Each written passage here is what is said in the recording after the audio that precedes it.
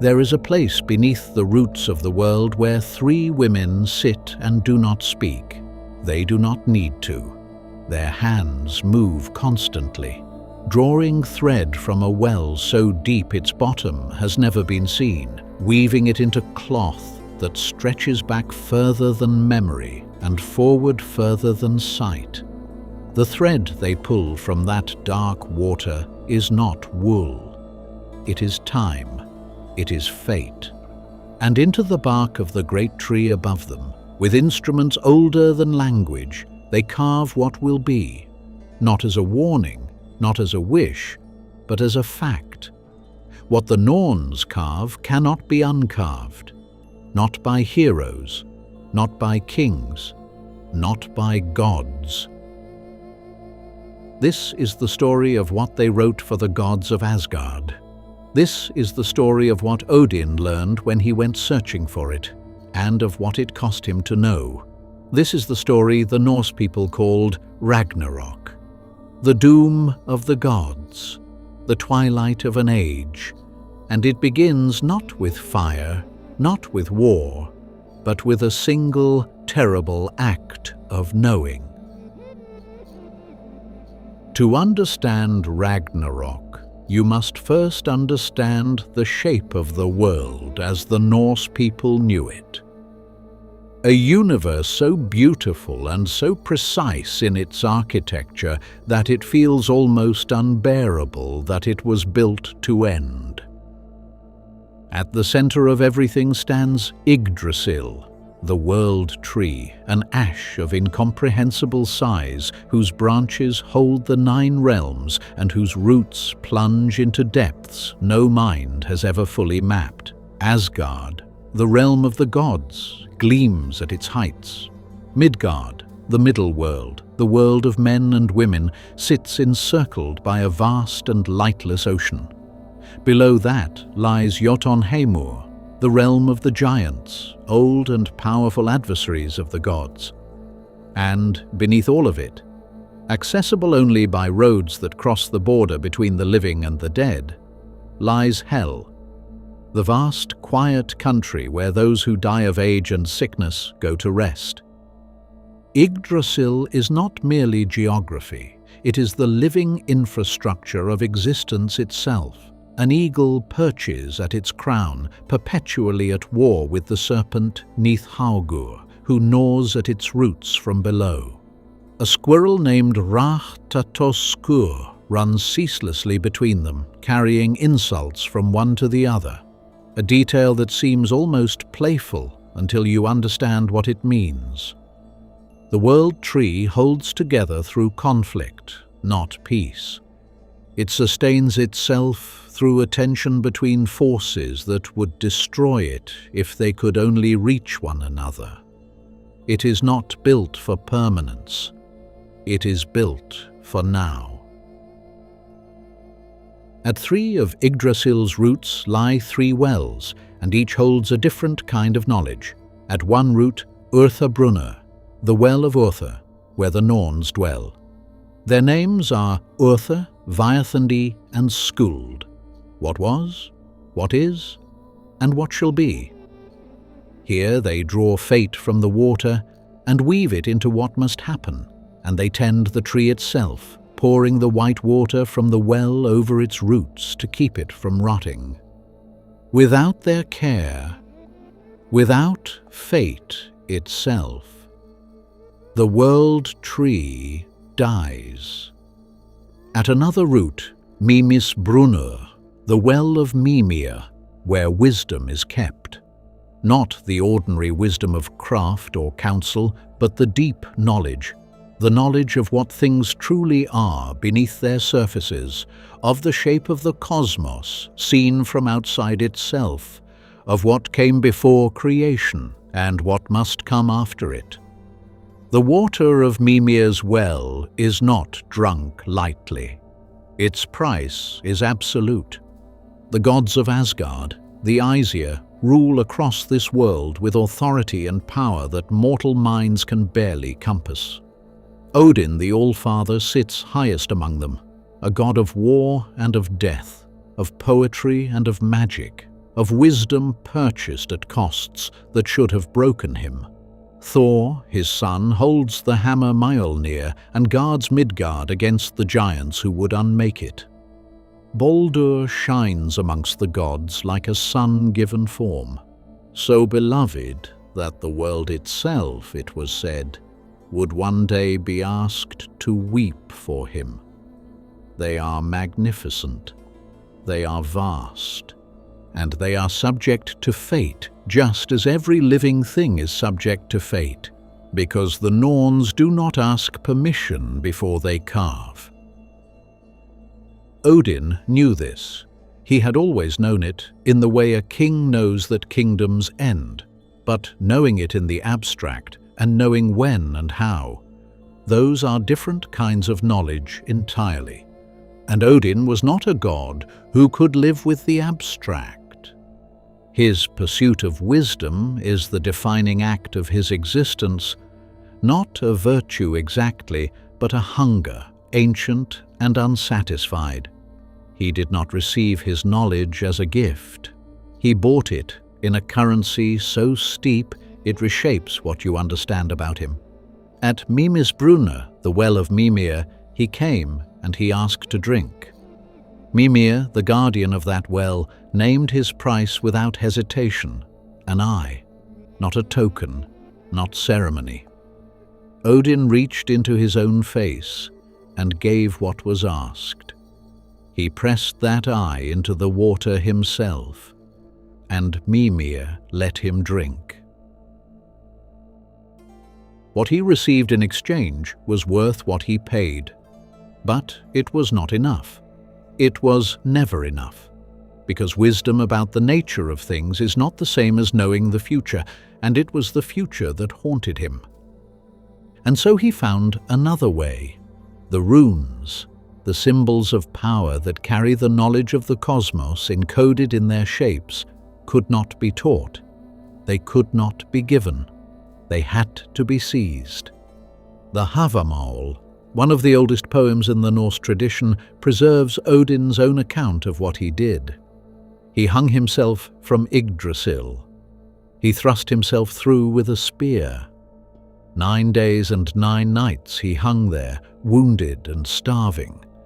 An offering made not to another god, but to himself, suspended in the threshold between the world of the living and the world of the dead, where different kinds of knowledge become available to those willing to pay the price of being neither one nor the other. At the end of the 9th night, he looked down and saw the runes. He seized them, screaming. He returned from the world tree with more knowledge than any god had held before. But still the knowledge of what would be eluded him, and something in the movement of the cosmos, some pattern visible only to one who had paid as much as he had, told him that the answer was not in the world of the living. He went to hell.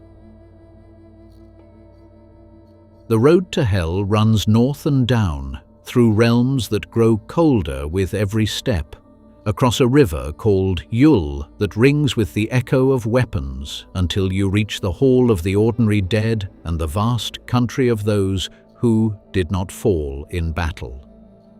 Odin did not go to join them. He went to the grave mounds outside that hall, to a frozen rise in the earth where a Volva lay buried. A Volva, a seeress, a woman trained in the arts of seeing what cannot otherwise be seen, who could read the threads the Norns had woven and speak what she found there. This one was dead. That did not trouble him. He stood at her mound and spoke words of power that the living world was never meant to hear, and he compelled her to rise. She was furious. The dead do not wish to return. She demanded to know who had disturbed her, and he gave her a name that was not his own, Vegtam, the Wanderer. She did not believe him. But she spoke anyway, because the working he had spoken left her no choice. What she spoke draws from the great well of Norse verse, the Völuspor, the prophecy of the seeress preserved in the poetic Edda, and the darker, more intimate poem known as Baldur's Draumar, Baldur's Dreams, in which Odin makes this very descent and raises this very woman from her grave. The two poems are separate in the tradition, told in different registers for different purposes. But they belong to the same universe, the same fate.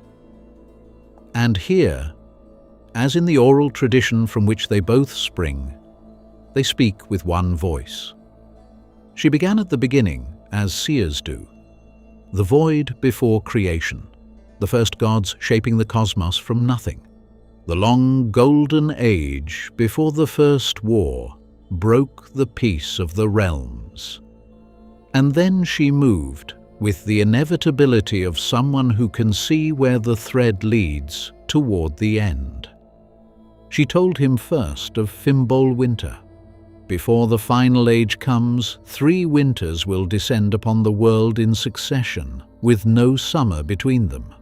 The world will freeze, crops will fail, famines will cross Midgard like a tide, and more terrible than the cold, kinship will dissolve. Brothers will turn on brothers, she said. Fathers will not spare their sons. Every bond that holds human society together will break under 3 years of darkness and hunger and despair. When Fimbul winter ends, what follows will not be spring. She spoke of a sprig of mistletoe, of a blind brother's unwitting aim, of the most beloved of the gods falling in a hall that had believed itself safe, and of the grief that would follow, and the crime, and the chain. Baldur's death, she told him, would not be an accident.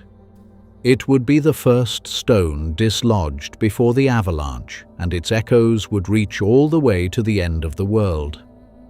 Loki, the trickster, the shape-changer who would orchestrate that fall, would find no forgiveness in Asgard. He would be bound beneath a mountain in punishment for what he had done. But he would not stay bound forever.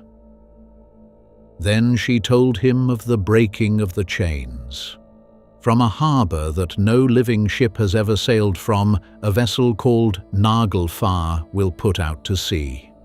The ship of the dead, built from the fingernails and toenails of every person who has ever died, harvested across all the ages of the world.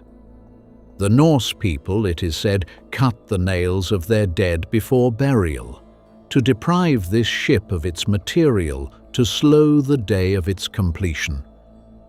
But the day will come, and when Naglfar launches, carrying its crew of the dead toward the final field, it will mean the end has arrived. Fenrir will break his bonds. The wolf, vast, ancient, the son of Loki, had been bound with a fetter called Gleipnir, woven by dwarves from things that do not exist. The sound of a cat's footfall, the roots of a mountain, the breath of a fish, the beard of a woman, the sinews of a bear, the spittle of a bird. 6 impossible ingredients spun into a ribbon so thin it looks like silk and holds like the fabric of the world itself. And still the wolf will split it. He will run with his jaws stretched so wide that his upper jaw scrapes the sky and his lower jaw gouges the earth. Jormungandur, the Midgard serpent, who lies coiled around the whole of the world beneath the ocean, will release its own tail and rise from the depths. And then the silence, that ancient, absolute silence, the silence of the Norns at their weaving, the silence that has held since before the first word was spoken, will end. Heimdall will sound Gjallarhorn, and the note that tears from it will be unlike any sound the world has heard. a single blast so vast it reaches every corner of all 9 realms at once, shaking the roots of Yggdrasil from crown to earth. The world tree itself will groan and crack, centuries of wood screaming under pressure it was never meant to bear. The mountains will not stand. The skies will not hold. The roaring of Surtur's fire will drown even that horn, as the fire giant who has stood at the borders of Muspelheim since before the gods were born finally releases what he has always carried. Every sound that the cosmos has ever swallowed will come back at once. This is not merely an ending. It is the obliteration of quiet itself. The gods will wake and arm themselves and ride to Vigridur, the plain of the final battle. Odin will ride at their head, Gungnir in his hand, and there the Volva told him, Fenrir will swallow him, the Allfather, the one-eyed god who had given everything in pursuit of this very knowledge. The wolf will take him whole.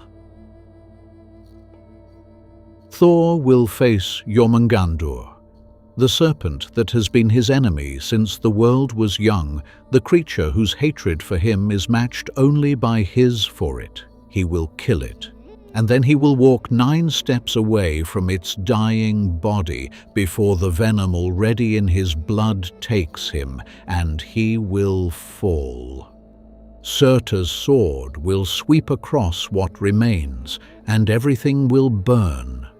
Asgard, Midgard, the roots of Yggdrasil itself. The world will sink beneath the sea. Odin stood at that grave mound in the cold country of Hel and received every word. He tried, as he had always tried, to find the angle from which fate could be altered. He asked the Volva more questions. Who will survive? What rises after? What hope remains? But she knew him now. She had always known him. She looked at the wanderer who wore a borrowed name, and she saw the missing eye and the marks of the rope and the runes burning beneath his skin. And she was finished. "Now I must sink," she said. "Now I must sink." And she returned to the earth and was silent. There is something singular in the history of world mythology about what Odin carried back from that grave mound. Every great tradition has its vision of the end. The Hindu Kali Yuga, the Christian Revelation, the Aztec destruction of the suns. But almost nowhere else do we find gods who know the exact shape of their own destruction and choose to face it anyway with open eyes. The Norse tradition is unique in this. Odin does not return from Hel with a plan to prevent Ragnarok. He returns with certain knowledge that it cannot be prevented. And he goes home. The gathering of the Einherjar, the heroic dead collected from every battlefield by the Valkyries and brought to Valhalla, is not a celebration. It is preparation. Every warrior who falls gloriously in battle goes to swell Odin's army for a war that Odin knows he will not survive. The feasting, the mead, the eternal boar that restores itself each morning, the golden hall with its hundreds of doors, all of it is in service of a fight that the prophecy says cannot be won. And yet they prepare. And yet they feast. And yet they live in every moment of the age that remains. This is what the Völuspá is truly about. Not destruction, although destruction comes. It is about the courage required to inhabit a world you know is ending, fully, without despair and without denial. The Norse understanding of fate offers no consolation of ignorance. What the Norns weave is woven in plain sight for those willing to pay the cost of seeing it. And the only response that the tradition honored, the only response Odin could model for the gods he led, was not to flinch, to know, and to continue. The poems that preserve this story were set down in 13th century Iceland by scholars working at the edge of two worlds, the old Norse tradition and the Christianity that had since replaced it. The prose Edda was written by Snorri Sturluson, a Christian chieftain who understood that the old stories were worth preserving even as the belief that animated them faded. The poetic Edda, which contains the Völuspá, the Havahmál, and the older poems at the heart of this tradition, was compiled by an unknown hand, drawing on oral verse far older than any manuscript. Scholars have debated for generations what is ancient and what has been shaped by the Christian eschatology that surrounded the men who set it down. The questions are real and worth asking, but the core of what survives, that particular Norse conviction that fate is real, that knowledge is worth any cost, and that the dignified response to inevitable doom is presence, is too specific, too strange, too unlike anything in Christian theology to be an invention of the scribes. It is older than the words we have for it. Odin returned to Asgard. He climbed to Lidskjalf, his high seat, the throne at the peak of the 9 realms from which he can see everything that moves in every world. And he sat, and he looked out. Below him, the Einherjar trained in the long golden light of Valhalla, their weapons ringing against each other, the perpetual preparation of men who will one day be needed. Around Asgard, the great walls gleamed. The Bifrost blazed its impossible colors across the void. Hugin and Munin, thought and memory, shifted their wings on his shoulders, ready to fly. The world tree stretched through the cosmos in every direction, bearing its 9 worlds in its branches, tended at its roots by women who were already writing what came next. It was magnificent, still magnificent, and Odin sat in the highest seat in existence and watched it with the one eye he had not given away, knowing what the other eye, resting in the dark water of Mimir's well, was watching from below. The prophecy had been spoken. It could not be unspoken. But the end had not come yet. There was still Asgard gleaming in its light. There were still heroes to be made and battles to be fought, and the long story of gods and giants and men to run its course before the great winter descended. And somewhere in the 9 realms, a chain was holding, and the one who wore it was growing stronger. That story, what was done to bind him, and what it cost, and what it will mean for all the realms when the binding finally breaks, belongs to what comes next. The world is older than you know, and stranger and more extraordinary for the knowing of that strangeness. The legends kept here at Aeon Keep tell that the age of the gods is not over yet, and what waits in the stories ahead will take you deeper into the Norse universe than you have ever been. Stay close.